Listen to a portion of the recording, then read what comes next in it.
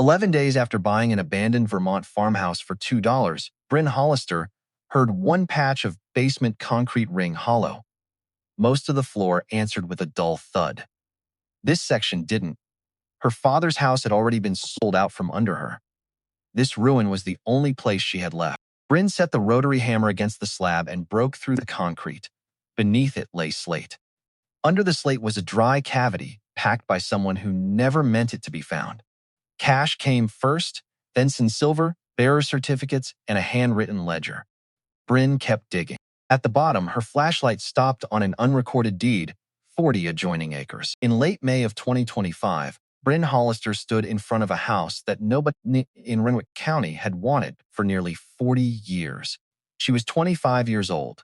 She had a canvas duffel bag over one shoulder, her father's steel toolbox in her right hand, and $47 in the front pocket of her jeans. Her mother had died when she was 10.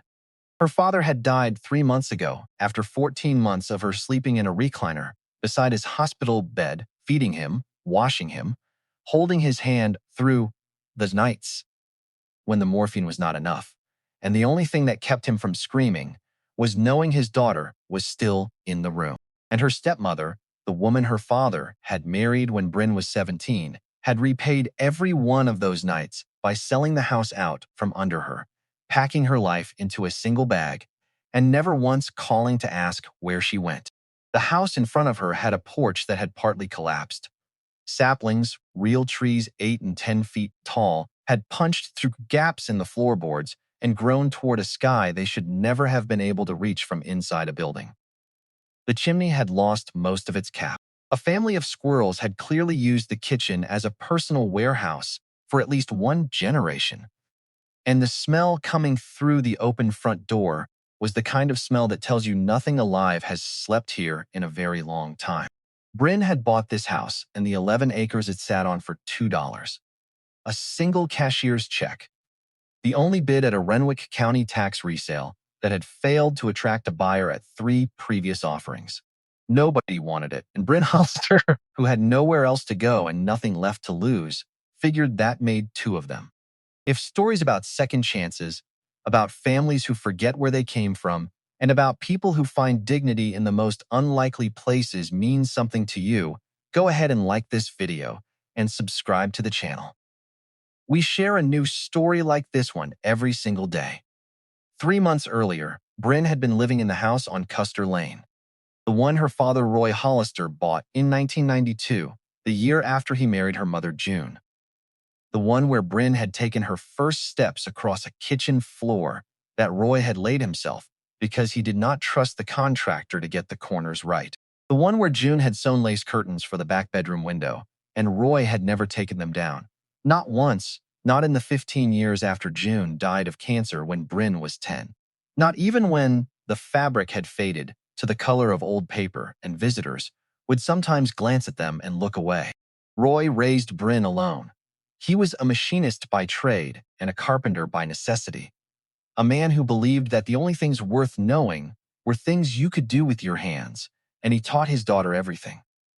By the time Brynn was 12, she could read a set of mechanical tolerances the way other girls read magazines. By 14, she could run a MIG welder clean enough that Roy would nod, and a nod from Roy Hollister was worth more than a standing ovation from anyone else. She grew up with calloused palms and machine oil under her fingernails, and she never once thought that was strange because her father never once suggested it should be.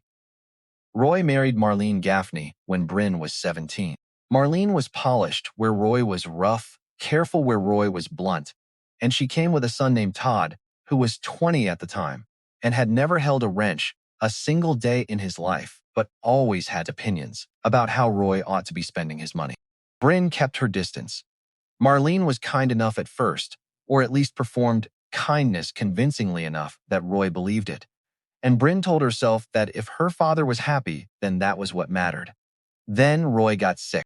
Stage 4 lung cancer, diagnosed late because Roy was the kind of man who did not go to doctors until his body forced him to. Brynn quit her job at a small machine shop in Burlington and moved back into the house on Custer Lane to care for him full-time. 14 months. Hospital stays, a hospice nurse 3 times a week, nights in the recliner, because she could not sleep in another room while her father breathed alone.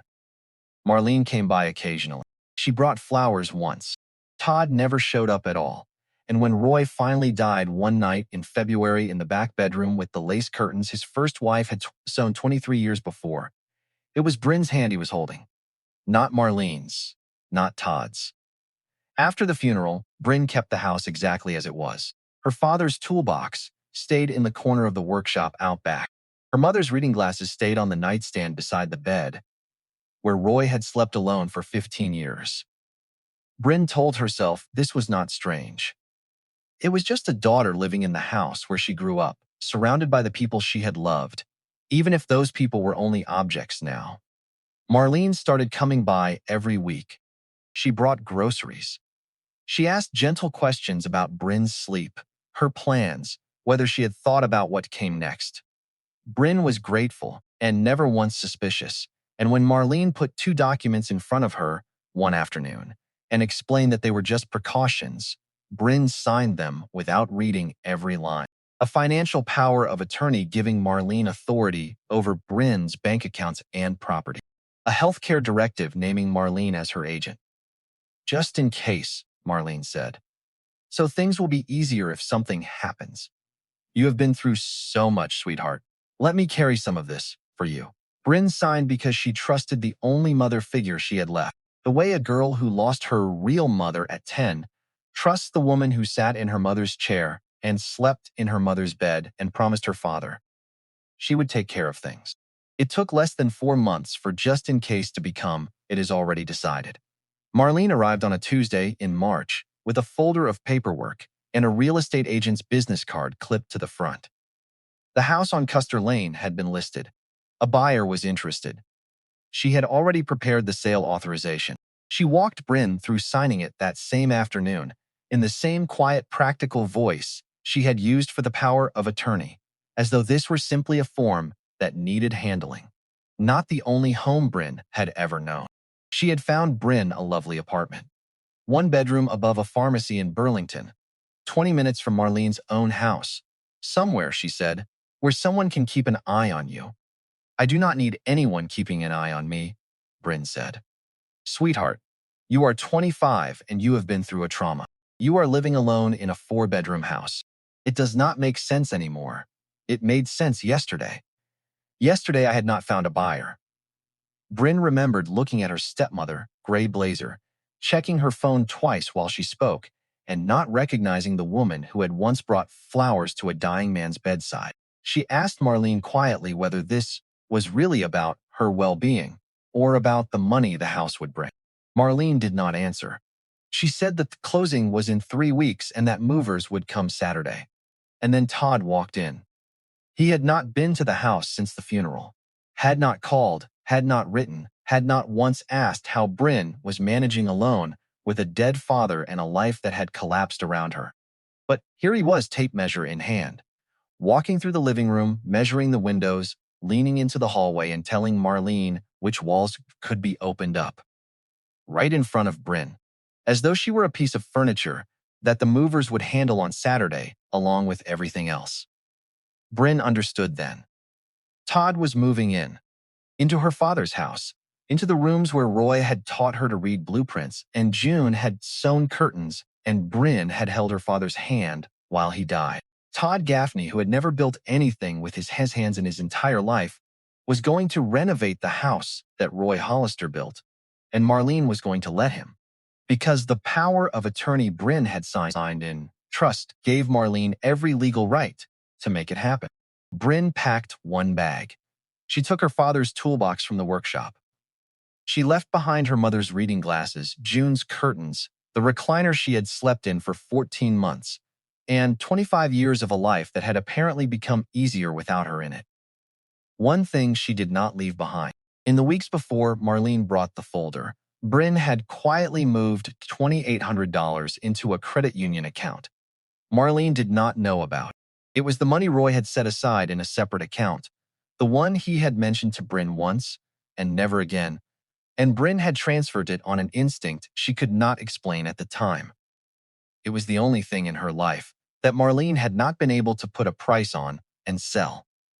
She told Marlene she had made other arrangements. And for the first time, something flickered across Marlene's face. It might have been surprise. It might have been relief that Brynn was not going to be her problem anymore. Brynn could not tell the difference, and that ambiguity hurt worse than any clear answer could have. 2 nights in the cab of her father's 2000 Ford Ranger, cracked windshield, 185,000 miles, eating from vending machines and scrolling property listings on a library computer, because Marlene had taken her laptop for the move. That was where she found it. A notice for a county-owned parcel in the township of Millbrook, 11 acres with a residential structure, carried on the county books after a completed tax sale, offered at a minimum bid of $2. The listing's single photograph showed a farmhouse half swallowed by brush, its porch roof sagging like a tired shoulder. Beneath it, someone at the county office had typed a note that was not standard. Property has remained unsold at 4 previous offerings. Nobody wanted it. That, more than anything, was what made Brynn drive 2 hours north to the Renwick County offices. She was the only bidder. Nobody wanted this house, and nobody knew what was buried underneath it. But Brynn was about to find out. The town clerk for Millbrook, Peg Ainsworth, warned her twice before she signed anything. "That is the old Farrow place, Miss Hollister. The roof has been bad since before I started working here. House has been empty going on 40 years. Brynn asked if anyone had died in it, not because it would change her mind, but because she wanted to know what she was walking into. Not that is on record, Peg said. Old Emmett Farrow just left is the story. Or died somewhere else and nobody ever came to settle it. Either way, the county has held the property longer than I have been alive." Brynn signed the deed for $2. She drove 11 miles to Thornhill Road, turned onto a gravel track that had not been graded in years, and parked in front of the only home she had left. The house was worse than the photograph.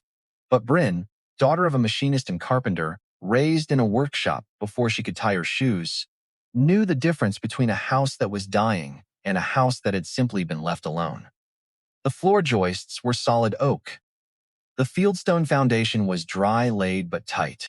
Whoever Emmett Farrow had been, he had built this place to last. Standing in the wrecked front room, holding a flashlight because the power had been disconnected for decades, Brynn sat down on the floor, put her back against the cold fireplace stone, and cried quietly, the way a person cries when they do not expect anyone to ever know about it. For Custer Lane, for her mother's reading glasses sitting on a nightstand in a house that now belonged to Todd Gaffney, for her father who had taught her to hold a hammer before she learned to tie her shoes, 25 years old. Sitting on a filthy floor in a house nobody wanted, $2,798 left, and a truck that needed new brake pads. Then she wiped her face. She stood up, and she started clearing brush from the front steps because the light was going, and she needed somewhere dry to sleep. There was no one coming to help, and waiting for someone to show up was not the way her father had raised her. The first 2 weeks were the hardest physical work Brynn had done since she left the machine shop. She slept in the truck the first 3 nights with a tarp rigged from the cab to a porch post, because the upstairs ceilings had holes she did not trust. She bought a kerosene heater and fuel from the only hardware store in Millbrook, run by a heavy-set man named Virgil Stokes, who was 63 years old and looked at Brynn's purchases, then at her out-of-area plates, then back at Brynn with the expression of a man who had seen too many city people buy cheap country houses and run home after the first hard frost. You bought the Farrow place. By yourself. At your age. It was not contempt. It was the heavy skepticism of a man who had lived in this county his entire life and knew exactly what that house demanded, and did not believe a 25-year-old girl from Burlington was going to survive giving it. Virgil extended credit on the tarps and kerosene without being asked. Pay me when the place is worth something, or do not. But when Brynn asked for the heavy-duty tarps specifically, not the blue ones, because wind off the ridge would shred them by Thursday, Virgil stopped writing the receipt. That was not a guess. That was someone who knew materials. Who taught you that? Virgil asked. My father, 35 years a machinist and carpenter. Virgil studied her a moment longer. You eat yet today? The bluntness of the question, not pity, Just a practical man, noting a practical problem, made Bryn's throat tighten in a way the empty house had not managed. She had not eaten. Virgil sent her to Faye Henshaw's diner 2 doors down and told her to mention his name. Faye's place was 4 booths and 6 stools, run by a woman in her late 50s who looked Brynn over the same guarded way Virgil had, until Brynn mentioned Virgil's name and something in Faye's posture softened. "You are the one bought the Farrow place, not a question." Faye told Brynn what little anyone knew about Emmett Farrow, told it sideways the way small towns share information, without ever quite looking you in the eye. Quiet man. Paid cash, tipped well. Never said 2 words more than necessary. Then sometime in the early 80s, he just stopped coming to town. House sat empty ever since. Faye poured Bryn's coffee a third time and did not charge her for the pie. 10 days of work. Patching the roof with plywood. Virgil extended on credit, cutting saplings, scrubbing the kitchen with bleach until her eyes burned, shoring up the collapsed porch corner with a jack post, a used generator for a space heater, and a single string of work lights. Nights eating canned chili by flashlight because there was nothing else to do once the sun went down, and her body was too sore for anything except sitting still. Rain, hammering the new tarps. Brynn lying awake, calculating how many days her money would last, calculating the way her father had calculated machine tolerances for 35 years, down to the decimal, because precision was the only thing standing between her and the road. On the 8th day, Virgil drove up to check on her. That was how he put it later, though at the time he just said he was passing by, which was not true because nobody passes by the dead end of Thornhill Road on accident. He found Brynn on the roof replacing a rotted section of sheathing. She had measured by eye, cut with a hand saw because she did not own a circular saw, and when she fitted the new board into place, it sat flush. No gap, no second cut. Virgil stood at the bottom of the ladder and watched without saying a word. Then he looked up. "Who taught you that?" Brynn did not look down. "Same man who taught me about the tarps." Virgil nodded. It was the kind of nod Vermont men use instead of a speech. He drove back to the store, and that afternoon he sent up a box of framing nails and 2 sheets of sheathing that did not appear on any invoice. One night, about 2 weeks in, a possum got into the kitchen through a gap she had not sealed. Brynn, alone in the dark in a house with no working locks, sat bolt upright with a chainsaw file in her hand before she even understood what the sound was. Afterward, heart still pounding, she thought, "This is what my life is now. This is what she left me with." She did not call Marlene, not out of pride, out of grief. She had lost a mother at 10, a father at 25, and then, differently, a stepmother who turned out to have been something else entirely. There is no funeral for the third kind of loss, just an empty house in the woods and a young woman learning how to be completely alone. On the 11th day, Brynn finally got to the basement. She had been putting it off because the upstairs needed her more. But with the roof patched and the porch holding, she needed to check the foundation before winter or risk losing everything she had built in 2 weeks to a single hard freeze. The basement was low-ceilinged and fieldstone-walled, packed dirt along most of its length, except for one section near the back wall. A poured concrete pad, smoother and grayer than everything around it, clearly added later. She was dragging a collapsed shelf unit off it when she noticed the sound was wrong. Not the dull thud of concrete sitting on packed earth, something with resonance to it, almost hollow. She knelt and rapped her knuckles in 3 or 4 spots. Most of the slab sounded the way concrete should, but a section roughly 3 feet by 4 near the back wall sounded like a drum. Brynn told herself it was a kind of old cistern or a root cellar that someone had poured over instead of digging out. Nothing worth thinking about. An old house full of old decisions made by people who were gone. But that night, lying in her sleeping bag on the floor of the room she had cleaned enough to sleep in, she found herself thinking about that hollow sound instead of thinking about Marlene. Instead of thinking about the cold. Instead of replaying the moment Todd walked through her father's house with a tape measure like he already owned it. And there was something almost like relief in that.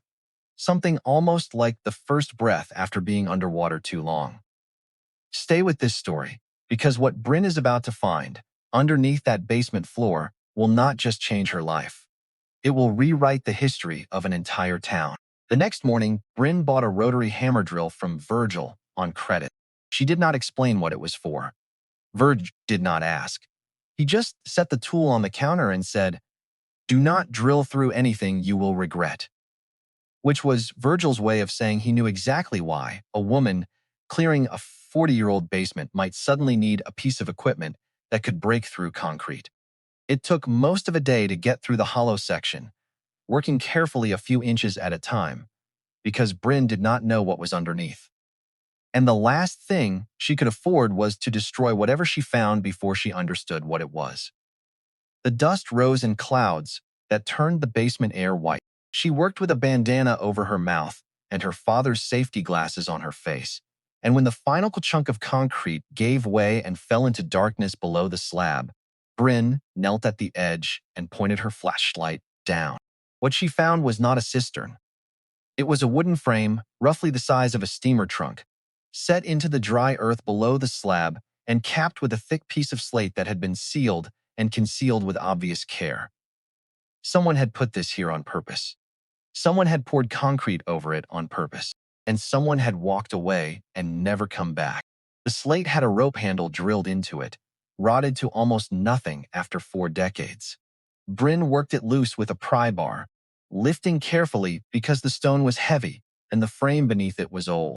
Underneath, wrapped in oilcloth that had crumbled to dust around the edges but held its shape in the center, was a heavy military green ammunition box, 2 smaller wooden boxes, and a leather satchel that had mostly disintegrated and spilled its contents into the cavity.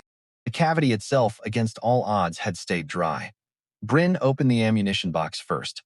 The rusted latch gave way at a touch. Inside, wrapped in wax paper that had preserved them remarkably well, were bundles of old cash. Bills with the smaller portraits, 20s, 50s, a few hundreds. The rubber bands had perished decades ago, but the bills were still flat and stacked. Beneath the cash, envelopes labeled in careful old-fashioned handwriting. Donnelly, March 1971. Faraday, September 1973.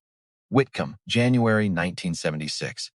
Inside each envelope, folded papers that looked under flashlight like promissory notes and mortgage documents, along with short handwritten letters.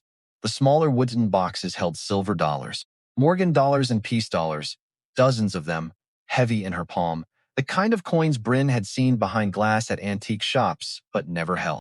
Alongside the coins, a bundle of old bearer certificates, financial paper that had not been issued since the early 1980s, each made out to bearer rather than to any named individual. But the real discovery was not the money. It was in the ruined satchel. Once Brynn carefully separated the brittle pages, she found a simple accounting ledger, the kind sold at any 5 and dime store, filled with handwritten entries running from the early 1960s to 1981. Date, name, dollar figure, one line after another in the same precise handwriting that labeled the envelopes. And tucked into the back cover, folded once, a deed for a 40-acre parcel of land adjoining Brynn's own 11 acres. In the margin, the same careful hand had written a note, filed but never recorded. See Millbrook Town Clerk. Land records pending settlement. Brynn sat on an overturned bucket in the basement for a long time. She was holding a deed to land she had never heard of, beside a box of money hidden under her floor for more than 40 years. This house she had bought for $2 from a county that did not know any of this existed. And for the first time since Custer Lane, she felt something other than grief or exhaustion. She felt curious. She felt, for just a moment, almost alive. She did not touch anything beyond confirming what it was. She photographed everything with a disposable camera she had bought weeks earlier for roof repair documentation. She repacked the boxes carefully, covered the opening with plywood, and went to bed that night more unsettled than the possum had left her. The next morning, on Faye's recommendation, Brynn drove into Millbrook and found a converted carriage house behind the Congregational Church, where a woman named Opal Driscoll, 74 years old, ran a one-room archive of Renwick County history. Opal had white hair pinned back with a tortoiseshell clip and the kind of posture that suggested she had been waiting a very long time for someone to walk through her door with exactly this kind of question. Brynn gave a careful, edited description of what she had found. Some old papers, a ledger, financial documents in the basement of the Farrow place. Opal listened without interrupting, and when Brynn finished, the old woman did not look shocked. She looked, if anything, like a lock that had finally found its key. Emmett Farrow was not what people thought he was, Opal said. She stood and pulled a filing drawer open, lifting out a thin folder she clearly knew the location of by heart. During the farm crisis, she said, the 70s into the early 80s, interest rates went through the roof, and half the small farms in this county were weeks from foreclosure. Banks were calling in notes that families had held for generations. People were going to lose everything, and Emmett Farrow, this quiet man nobody really knew, started buying up those mortgage notes from the bank at a discount. Quietly, without telling anyone, and then he never collected. Or he collected a token dollar a year, just enough to keep the debt technically alive, so proud Vermont farmers would not feel like they had accepted charity.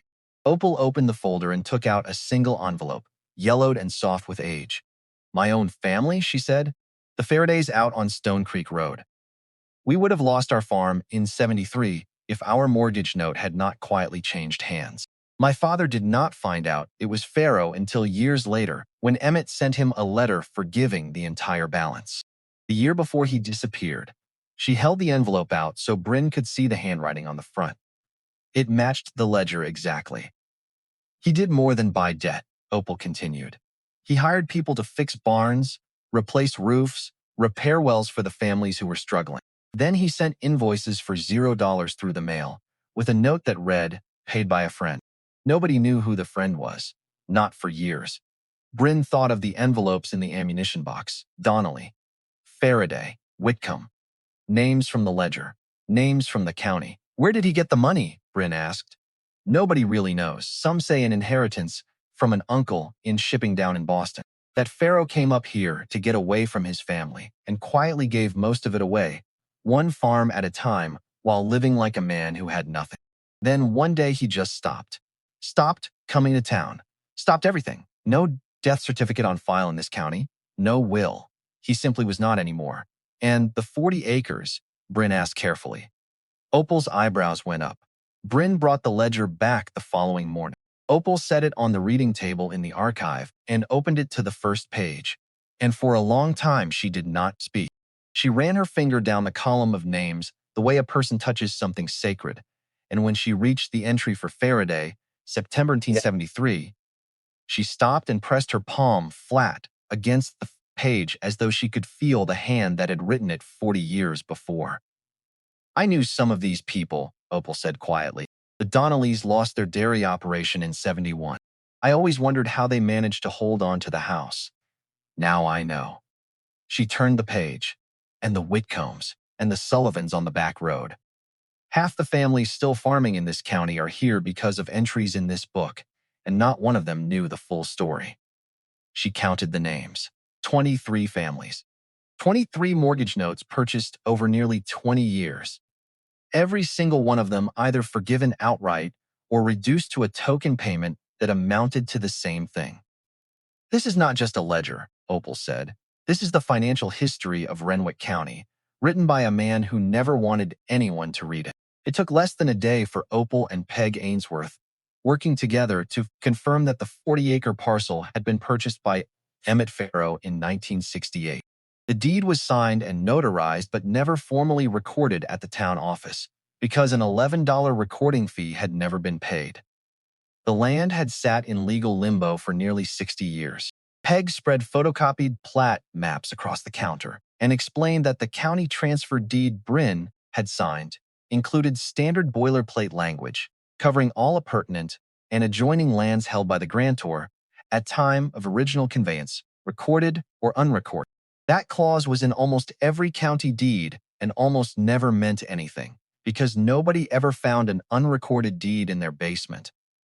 But Brynn had. And that meant she might have a legitimate claim to 40 acres of Vermont timberland bordering the new conservation corridor along Stone Creek. Peg told her plainly that she would need a quiet title action and a lawyer, because the moment word got out about unclaimed land with development potential, someone would come out of the woodwork. Brynn hired Nolan Birch, a lawyer, in his mid-50s, whose office above the Millbrook Pharmacy handled every property dispute and zoning hearing in the county.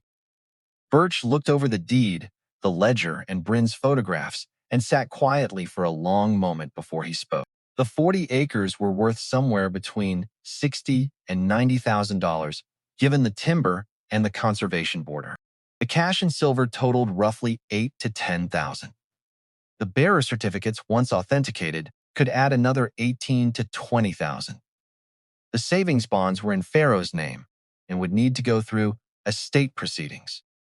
But the cash, the silver, and the bearer instruments were different. Found on property Brynn legally owned after a proper county transfer, with no known heirs, no probated will, and no documented claim in 4 decades. Under Vermont law, that looked very much like abandoned personal property. Birch expected the cash and silver to be cleared within weeks. Over the following months, with money freed up from the cash and authenticated certificates, Brynn's did the roof properly.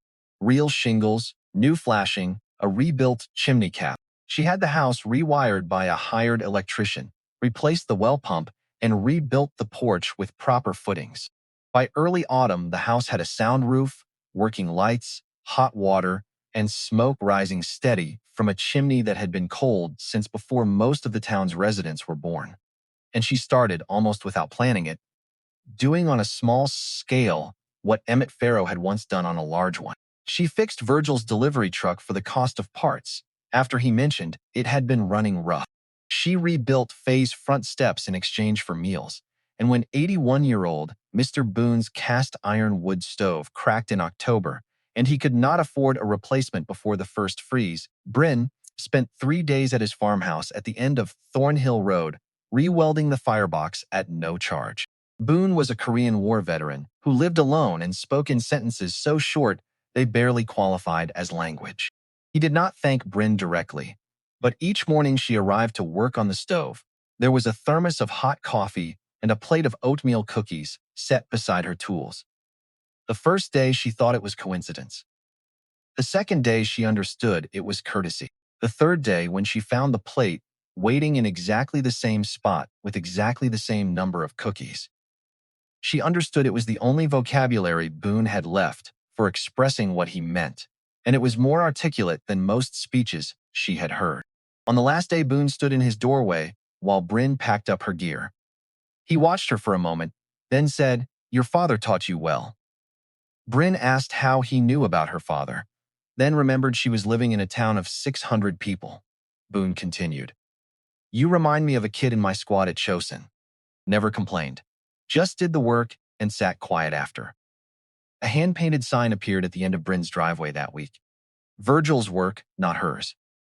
It read Hollister Repairs, Welding, Small Engines, and a 19-year-old named Cody Fry from a dairy farm on the other side of the ridge started showing up after his chores were done. He said he wanted to help. What he really wanted was someone who would take his natural instinct for engines seriously, because nobody in his family had time for it, and Brynn was the first person he had met who looked at a machine the way he did, like it was a puzzle worth solving rather than a problem to endure.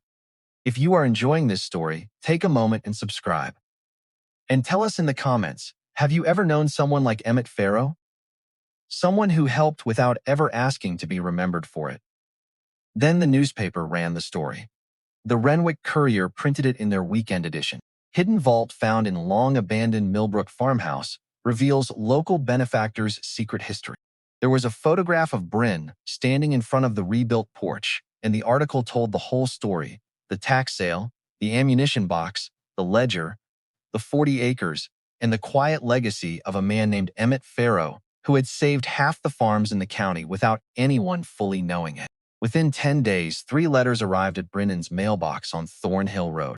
The first was from an attorney in Albany, New York, representing a man named Darren Farrow, who identified himself as Emmett Farrow's great-nephew and rightful heir, and demanded that Brynn cease all activity pending a full accounting of the estate. The second was from a man named Glenn Rourke, a real estate developer based in Montpelier, expressing interest in the 40-acre parcel and its development potential.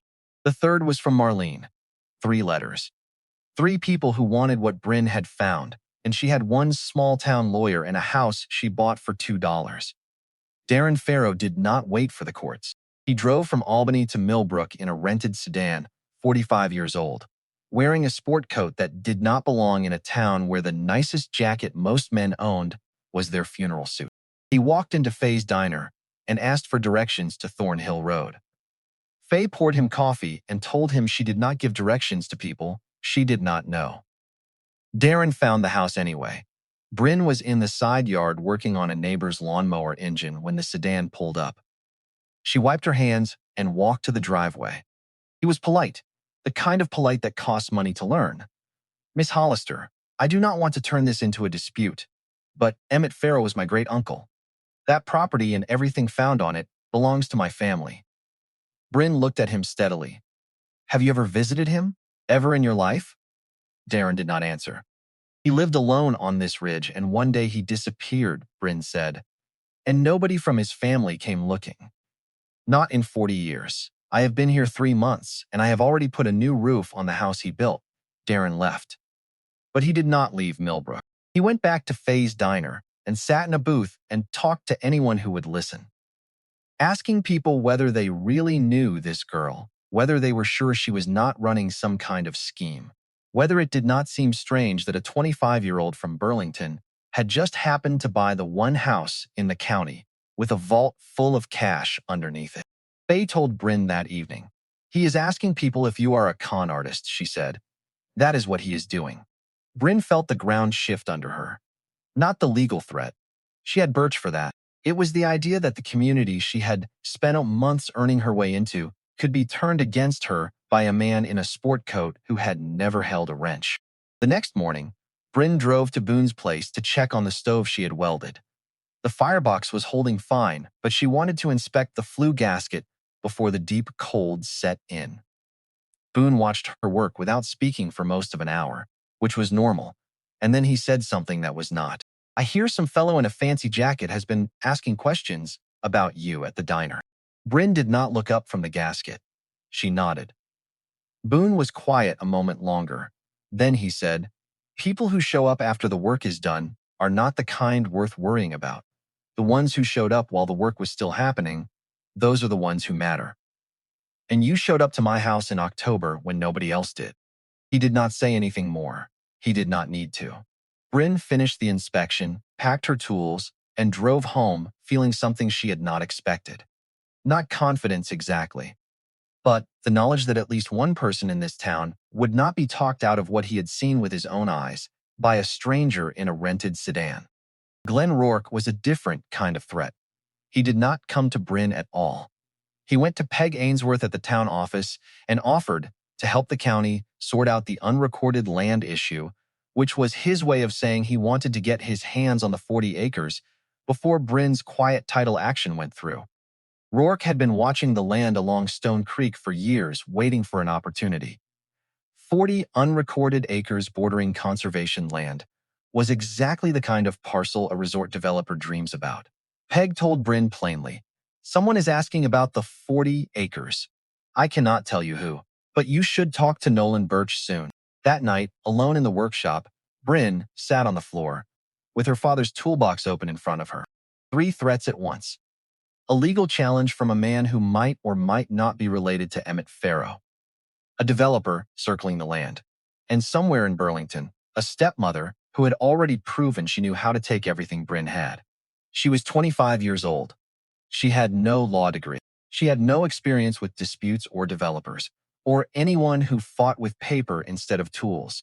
And for the first time since she bought this house, Brynn felt something she had not allowed herself to feel before. Doubt.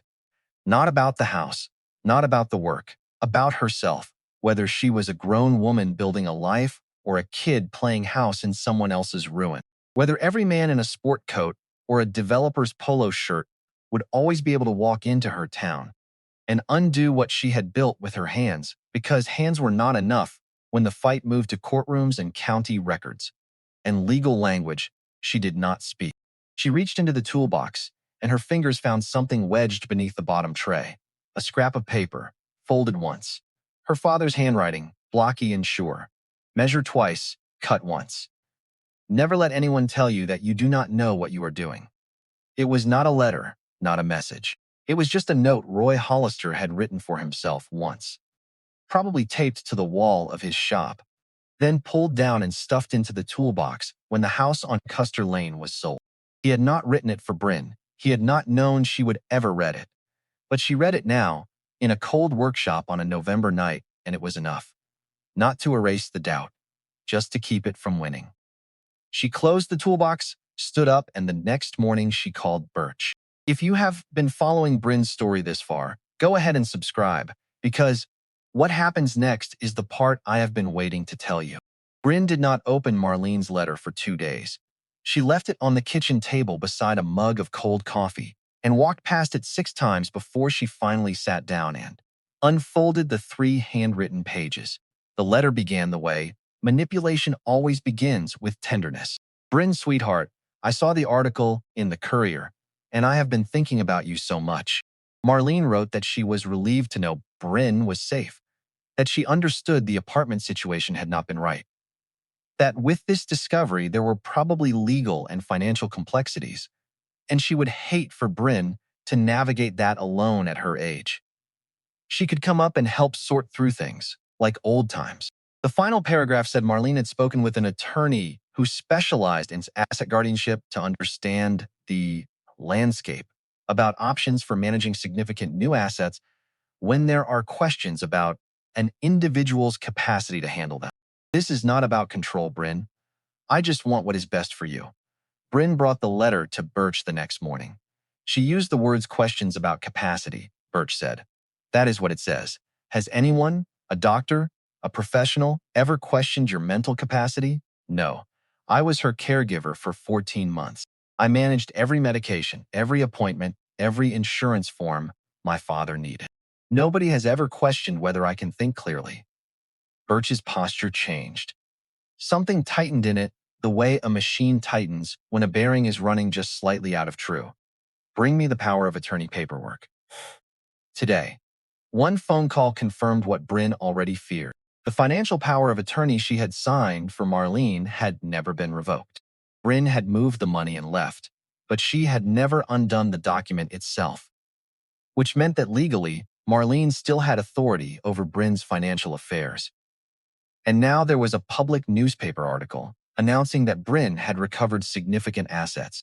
And 3 weeks after that article, Marlene was independently consulting attorneys about Brynn's capacity.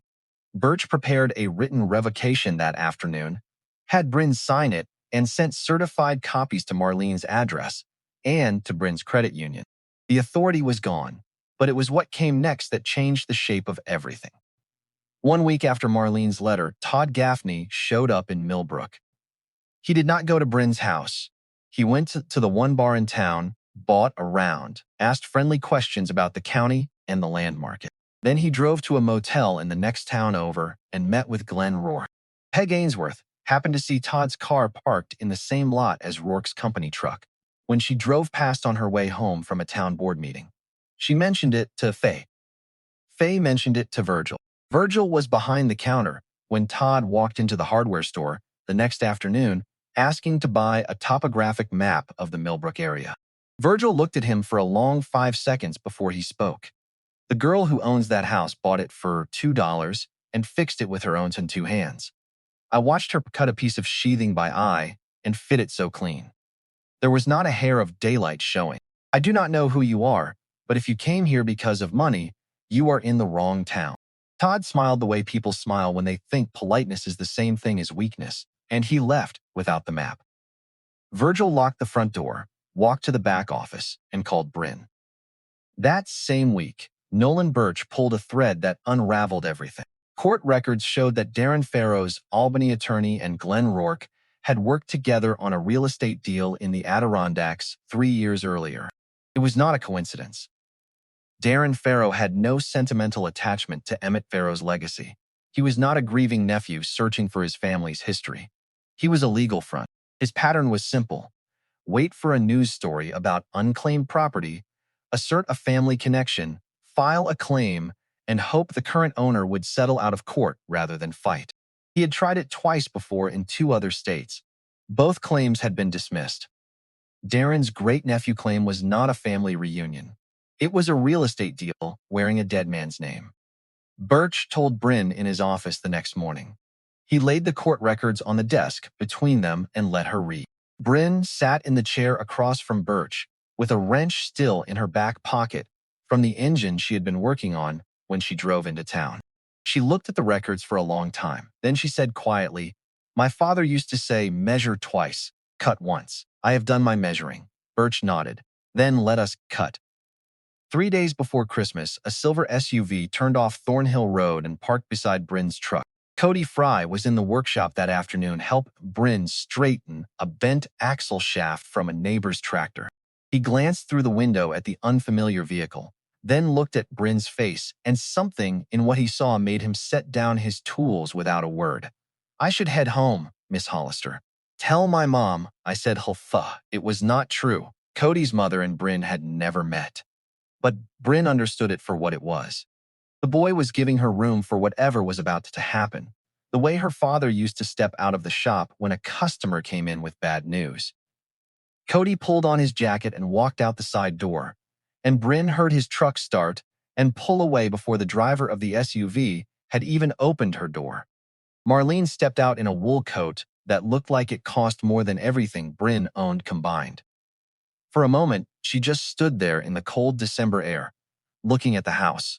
Not the way she had looked at the house on Custer Lane, which she had appraised like inventory. This was different. She was seeing the new roof, the rebuilt porch, with its proper footings, the chimney sending a steady column of smoke into the sky. The hand-painted sign at the end of the breezeway, and the three were parked in the gravel lot beside the workshop, belonging to people who had come to Brynn for help and found it. Marlene was seeing a life that should not have been possible, and something in her expression suggested she was trying to calculate how it had happened without her permission. "Brynn, this place looks incredible." She stopped, recalibrated, chose a different approach, the way a person changes direction when they realize the path they planned is not going to work. "It is a lot, Brynn. The money, the land, at your age, dealing with lawyers and county records and strangers coming around. I do not want you to feel like you have to handle all of this alone." "I am not alone," Brynn said. "I mean, family." "I know what you mean." Brynn wiped her hands on a shop rag slowly, the way her father used to wipe his hands before delivering news on the shop floor that someone was not going to want to hear. "Marlene, I got a letter last week from an attorney in Albany, representing a man who claims to be Emmett Farrow's great-nephew. He wants everything I found. And I got a letter from you the same week, talking to a lawyer about my capacity. Less than 3 weeks after a newspaper said I had come into something valuable." She paused. "I am 25, not stupid, and my father taught me to read blueprints when I was 12 years old. I know what it looks like when two things are connected, even when nobody says so out loud." Marlene's composure cracked for just a second. "Brynn, that is not what this is." "I know Todd was here," Brynn said. "In Millbrook. Last week. I know he met with a real estate developer named Glenn Rourke at a motel in the next town. I know because this is a town of 600 people." Marlene and every single one of them noticed. Marlene's face went pale. Not the pale of being caught, the pale of someone realizing that the piece she thought she controlled had moved on its own without telling her. "Todd said he was just looking into the area," Marlene began. "You took my father's house. You moved me out in 3 weeks with one bag using a power of attorney I signed, because I trusted you. Because you sat in my mother's chair and I thought that meant something. And you did not call. Not once. Not until a newspaper told you I had found something worth having."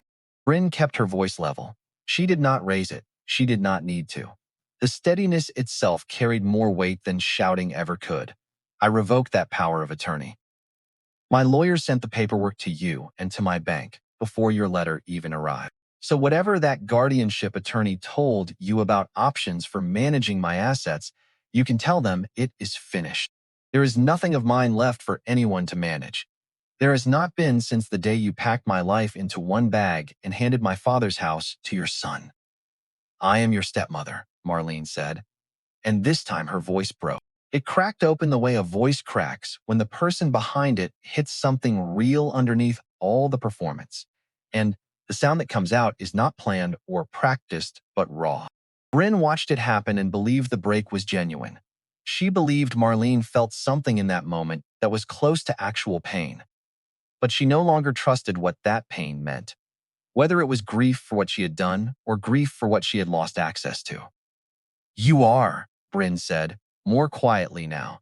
"And if you ever come back here, not because of money, not because of 40 acres that some Albany lawyer is fighting over, but because you want to know how your stepdaughter is actually doing. That door is not locked, I mean, that." She let the words settle in the cold air between them. "But it is not open today. Not for this." She gestured toward the SUV. It was not unkind. It was simply final. Marlene stood there a moment longer. The wind came down off the ridge and moved the smoke from the chimney sideways across the yard. Behind her, the house that Brynn had bought for $2 and rebuilt with her own hands stood solid and warm against the December sky, and for a few seconds, neither of them spoke. Then Marlene turned, walked back to the SUV, got in, and drove down Thornhill Road without looking back. Brynn watched the taillights disappear past Boone's place. She did not feel triumph. She did not feel peace. She felt something steadier than either. The feeling of a floor, finally holding the weight it had been built to hold. If you have made it this far in Brynn's story, go ahead and subscribe and drop a like, because what happens next is not about revenge. It is about what a person builds when they stop waiting for the people who hurt them to come back and make it right. The Darren Farrow claim collapsed over the next 2 months, and it collapsed from the inside. Opal Driscoll, who had appointed herself an unofficial member of Nolan Birch's legal team out of sheer enthusiasm and 4 decades of accumulated county knowledge, spent most of January in her archive pulling genealogical records, cemetery logs, church registries, and land transfer documents from 3 different Vermont townships. What she found was definitive. Darren Farrow's branch of the family had split from Emmett Farrow's line 3 generations back over an unrelated property dispute in Massachusetts. There was no documented relationship that would give Darren legal standing under Vermont inheritance law. But Opal found something else, something that turned Darren from a nuisance into a pattern. 2 prior claims in 2 other states, both filed within 18 months of a news story about unclaimed property, both asserting family connections to deceased individuals with no probated wills, both dismissed. Darren Farrow did not collect lost family heirlooms. He collected opportunities.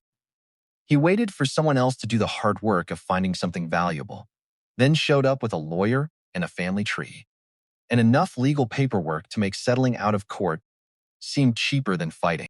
Birch sent Opal's findings to Darren's attorney in Albany with a cover letter that was 3 sentences long. The claim was withdrawn in February without a hearing.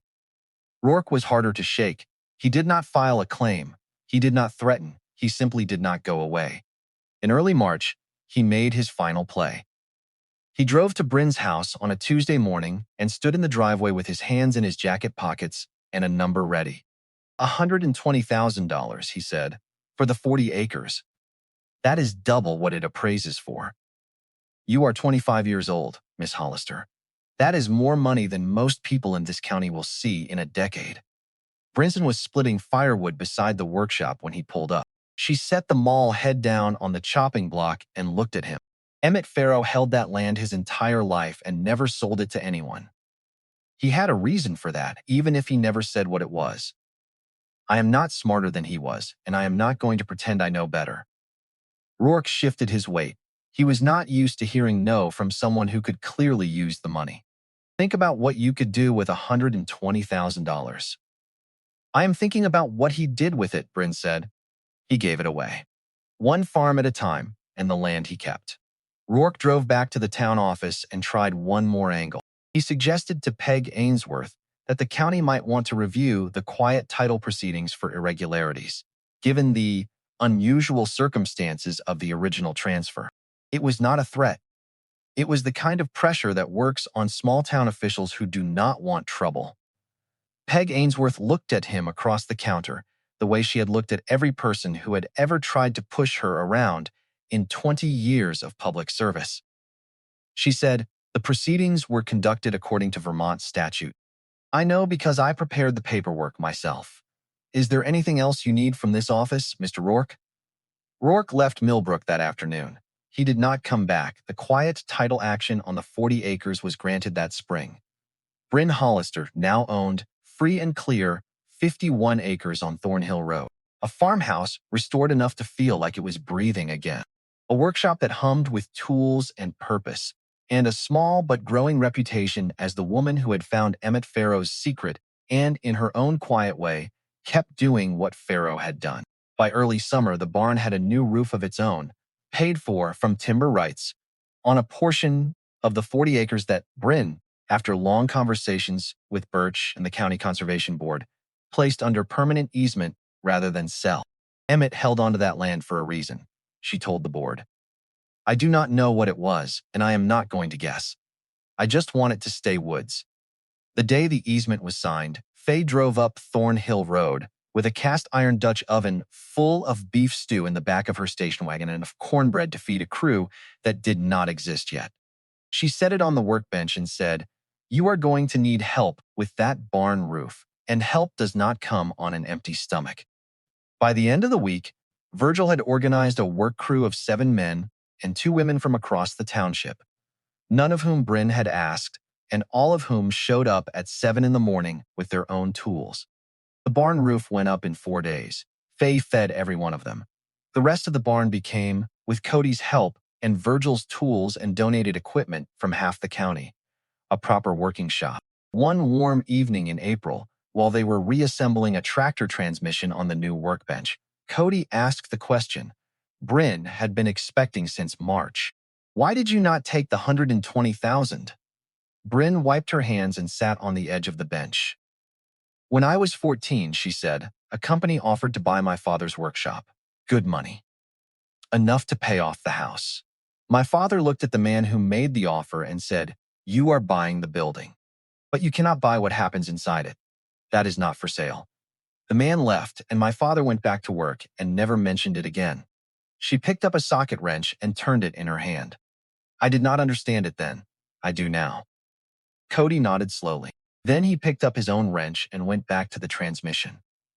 And neither of them said anything more about it, because there was nothing more to say. The sign now read Hollister and Fry. Brynn had added Cody's name the week he turned 20, on the condition that he enroll in a mechanical technology program at the community college in the fall. Cody agreed the way he agreed to. Most things Brynn asked him to do, which was immediately and without complaint, because he had figured out months ago that Brynn Hollister did not ask for things she had not already thought through. It was Cody who found the letter. They were clearing the last section of the barn's upper loft in June, pulling out rotted boards and mouse nests and 40 years of accumulated debris, when Cody's crowbar caught on something that was not wood. A small tin box no bigger than a cigar case nailed to the inside face of a roof beam and hidden behind a plank that had warped away from the frame over the decades. Cody pried it loose and handed it down to Brynn without opening it. Inside was a single envelope, sealed, never opened. On the front in handwriting Brynn recognized instantly, from the ledger and the deed, and the envelopes in the ammunition box, someone had written 7 words. For whoever finds this house worth keeping. Brynn opened the envelope standing in the barn doorway, with the June sun coming through the frame behind her. The letter inside was short, written in ink, in the same careful hand. I do not know who will read this, or how long it will be before it is found. I bought this house to get away from my family, people who knew the price of everything and the value of nothing. I stayed because the neighbors here taught me something my own blood never could. That a man is not measured by what he owns, but by what he is willing to give away. If you have found what I left under the floor, use it. Not for yourself, though you have every right. Use it to keep this place alive. A house is only as good as the person living in it. I hope you are better than I was. It was signed E.F. Brynn read the letter. She folded it carefully along its original creases. She placed it in a glass display case beside Emmett Farrow's ledger, near the workshop door, where anyone who walked in would see it first. She did not say anything to Cody, but Cody looked at her face and understood that whatever was on that piece of paper was something larger than money. and he had the good sense not to ask. On a warm afternoon in May, a small package arrived in Brynn's mailbox. No letter inside, no note. Just a return address she recognized because she had written to it 2 months earlier, with a request so polite it had taken her an hour to get the wording right. The return address was the house on Custer Lane. Inside the package, wrapped in a single layer of tissue paper, were her mother's reading glasses. The new owners of the Custer Lane house had found them in a box in the attic, overlooked during the move, and mailed them to the address Brynn had provided. They did not know what the glasses meant. They did not know that Roy Hollister had kept them on the nightstand for 15 years after his wife died. They did not know that Brynn had left them behind on the worst day of her life, because she did not have room in one bag for everything that mattered, and she had chosen her father's tools over her mother's memory because tools could keep her alive and memory could not. Brynn sat on the porch she had rebuilt with her own hands, holding the glasses in her open palm, and looked out across 51 acres of Vermont land, turning green in the late spring light. The chimney was quiet because the season had turned warm. The workshop door was open. Cody's truck was parked beside Virgil's delivery van. Somewhere inside, a radio was playing something old and tinny that she could not quite make out. She did not cry. She had done that once on a cold night on a filthy floor, and she did not need to do it again. Instead, she did something she had not planned. She lifted the glasses and put them on. They were not her prescription. The world went soft and slightly blurred through the old lenses, the way a photograph looks when it has been left in sunlight too long. But through them, she could see the house, the porch, the field, the ridge beyond it. She was looking at the world through her mother's eyes, seeing what June might have seen if she had lived long enough to stand here. If she had lived long enough to watch her daughter build something out of nothing and hold it against everyone who tried to take it away. Brynn wore the glasses for maybe 10 seconds. Then she took them off, wiped the lenses carefully with the hem of her flannel shirt, and carried them inside. She placed them in the kitchen drawer, the same drawer that now held Emmett Farrow's letter and the scrap of paper from her father's toolbox. 3 people in one drawer: her mother, her father, and the man who built the house she was living in. 3 people who had never met, connected now by a woman who had inherited something from each of them. Patience from June, skill from Roy, purpose from Emmett. She heard from Marlene exactly twice more. A Christmas card arrived in December unsigned except for Marlene's name. No message, no explanation, just the name, written in the same handwriting Brynn remembered from grocery lists left on the kitchen counter at Custer Lane years ago. And a second card came in late spring, with a short note inside. I hope the house is warm. I think about your mother's curtains sometimes, the ones June sewed. I am sorry, Brynn. Brynn read it in the kitchen slowly. She placed it in the kitchen drawer with the glasses and the letter and the scrap of paper. She did not write back. She did not throw it away either. The door, as she had told Marlene, was not locked. It just was not open yet. And Brynn found she could live with that. That she did not need to know when or whether it would open in order to keep walking through every other door in her life. On Thursday evenings, the workshop became something else. Boone would drive his truck down from the end of Thornhill Road and park in the same spot he always parked in, the one closest to the wood stove. Virgil would close the hardware store early, something he had never done in 30 years of business, and bring a thermos of coffee Faye had brewed specifically for the occasion. Cody would sweep the floor and pull chairs into a loose half circle, and by 6 o'clock, there would be 5 or 6 people sitting at the stove, talking about engines and weather and the price of diesel and whether the maple sap would run early this year. And none of them would mention that what they were really doing was making sure that nobody in the township of Millbrook had to face a Vermont winter alone. Opal Driscoll came most weeks. She would sit near the display case that held Emmett Farrow's ledger and his letter, and sometimes she would look at it while the others talked, and there was something in her expression that suggested she was carrying on a conversation with a man who had been gone for 40 years and who she understood now better than she had understood him when he was alive. One Thursday evening in late autumn, after the others had gone, Virgil stayed behind. He did not sit down. He stood near the workshop door with his coat already on, looking at the sign he had painted months ago. Hollister and Fry. He was quiet for a long time, which was not unusual for Virgil, but the quality of the silence was different. It had weight to it. "I do not say this to many people," he said finally. "When you first showed up here, I figured you would not make it through the first winter. Young girl from Burlington with a $2 house and a toolbox. I thought I was being generous giving you 60 days. He paused. "I was wrong, and I am not wrong often." He nodded once, the Vermont nod. Then he walked out to his truck and drove away, and Brynn stood alone in the doorway of her workshop, listening to the sound of his engine fade on the gravel road. And she understood that what Virgil had just said was the closest thing to "I am proud of you" that she would ever hear from anyone in Millbrook. And it was enough. It was more than enough. It was the kind of sentence that a person carries with them for the rest of their life and brings out on the days when the doubt comes back and the floor feels thin and the world seems full of people in sport coats who know how to take things apart but have never learned how to build.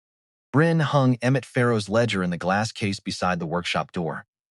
Next to it, she placed a framed copy of the newspaper article and a small brass plaque that Opal had insisted on. It read simply, "In memory of Emmett A. Farrow, who asked for nothing and gave what he could. This house remembers."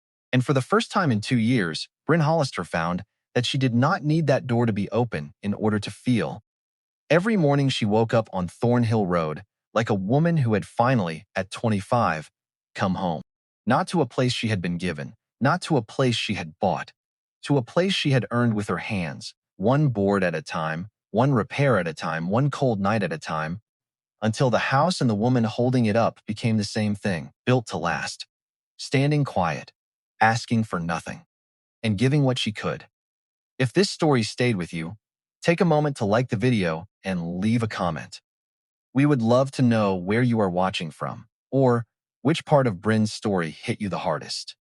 And if you have not already, subscribe to the channel and turn on notifications, because we post a new story like this every single day. Stories about second chances, hidden truths, and the people who find home in the most unlikely places. Thanks for watching, and we will see you in the next one.